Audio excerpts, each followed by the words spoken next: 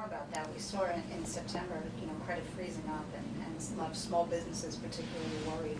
And maybe you could talk about how this is going to be changing in terms of getting loans and collateral-wise and what banks are going to be looking for now. Well, what we have is really a capital crisis. As I mentioned, the capital markets have really frozen. They're dysfunctional. And banks used to generate a lot of assets that they then turned over and sold in the secondary market. Because those secondary markets aren't operating today, those assets start to build on the balance sheet. And then you have a capital constraint, because if I can make a loan and 90 days later sell it, I can use that same position on my balance sheet 4 times a year. If that loan is going to stay with me, I can only do it once a year.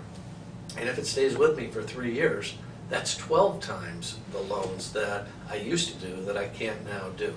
The government is trying to free up the capital markets, trying to provide liquidity, and trying to provide some capital. So I think they're on the right track.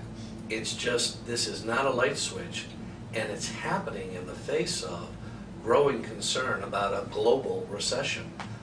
That isn't good for banks. That doesn't add capital to our balance sheets as we add to our loan loss reserves. So, excuse me, it's just a difficult time in banking for all of this to unhinge quickly.